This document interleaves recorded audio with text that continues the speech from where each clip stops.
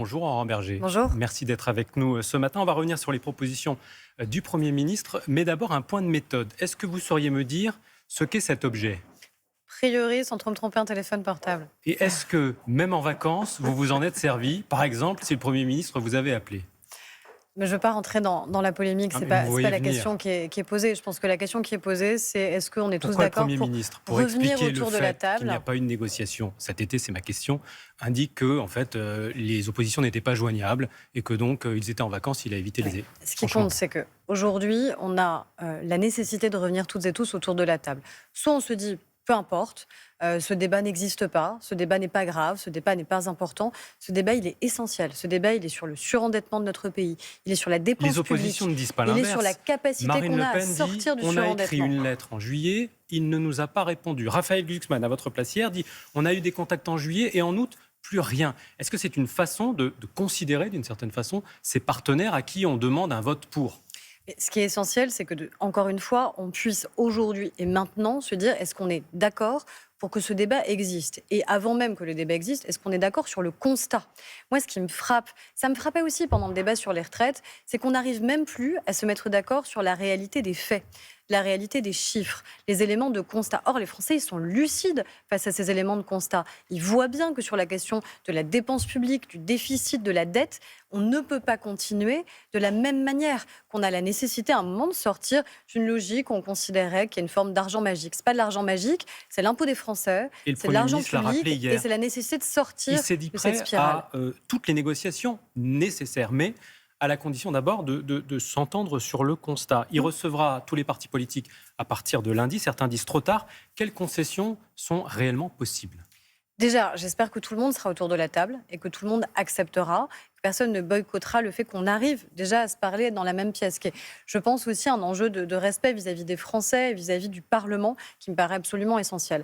Ensuite, est-ce qu'on est d'accord est-ce qu'on peut se mettre d'accord sur un constat ? Le constat, il est sans appel. Il est sans appel sur la nécessité de sortir de cette logique de surendettement. Et puis, on aura un vote le 8. Aurore Berger. Le 8, la question, elle n'est pas là. Le 8, elle n'est pas est-ce qu'on est pour ou contre la suppression des jours fériés.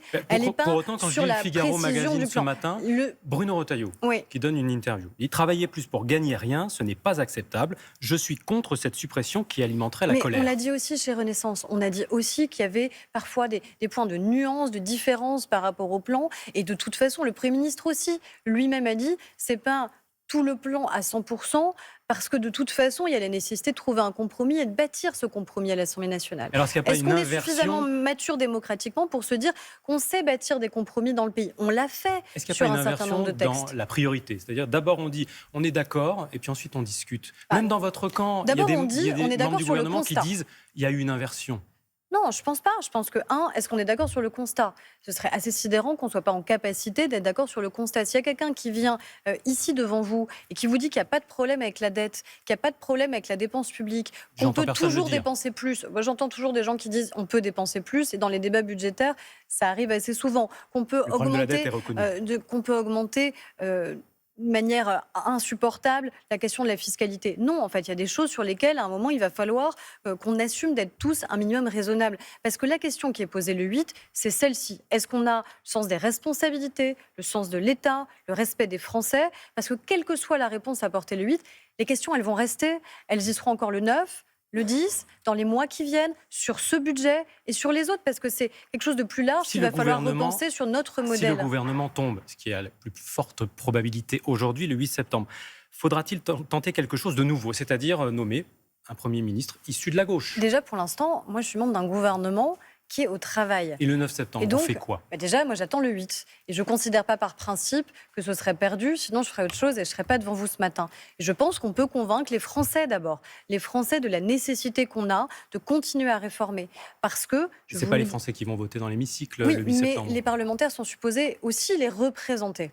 Et donc, moi, pendant les 10 jours qui nous restent, pendant les 10 jours qui viennent avant le vote, c'est aux Français que je m'adresse. Et aux Français que je dis que oui, le plan qui a été présenté, évidemment, est discutable, amendable, et qu'évidemment, on doit pouvoir bâtir des compromis. Mais il faut se mettre d'accord. Mais je dis aux parlementaires qui sont supposés les représenter, est-ce que les questions qui sont posées le 8 vont disparaître le 8 au soir si le gouvernement était On renversé. vous entend, vous Non. l'avez dit plusieurs fois. Le Premier ministre n'est pas pour la dissolution, ça ne réglerait rien, dit-il, comme Gabriel Attal d'ailleurs. Il y en a un qui n'est pas tout à fait du même avis, c'est Édouard Philippe. Lui pense, il l'a dit hier, qu'elle paraît inéluctable, cette dissolution.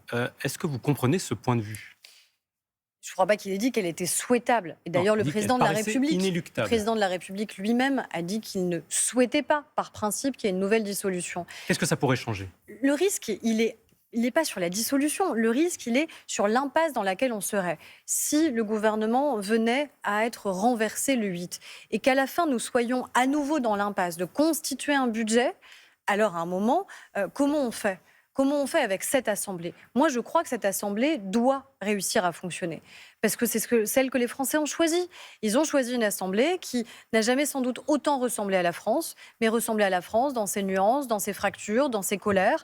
Mais est-ce que pour autant, on arrive à dessiner un chemin et à travailler ? Et en même temps, c'est extrêmement compliqué. On l'a réussi sur le précédent Quelle est la budget. part, Et on doit réussir quelle est dans la- le budget qui vient. Quelle est la part de responsabilité du président de la République ? Si on regarde en 2 ans, si François Bayrou tombe le 8 septembre, il aura nommé 5 premiers ministres en 2 ans.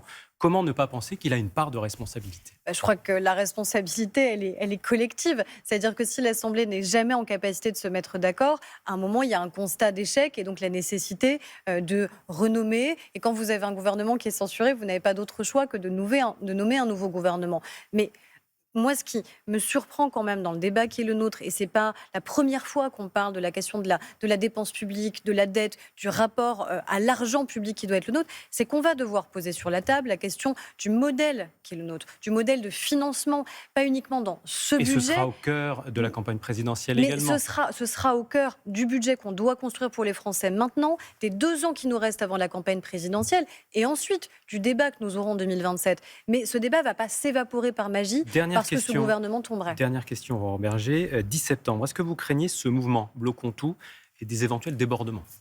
J'espère que le mouvement, déjà, c'est légitime de pouvoir manifester, de faire grève. Moi, ce qui me surprend, c'est toujours quand on appelle au blocage. Parce que je pense que notre pays a besoin de tout, sauf d'être bloqué. Que les gens ont besoin de continuer à bosser, que les gens ont besoin d'être bien rémunérés pour leur travail, que les services publics doivent tourner. C'est parfois le dernier ressort quand on a l'impression de ne pas être entendu. Plutôt ça qui est attendu, je crois, dans un pays, c'est que les choses avancent.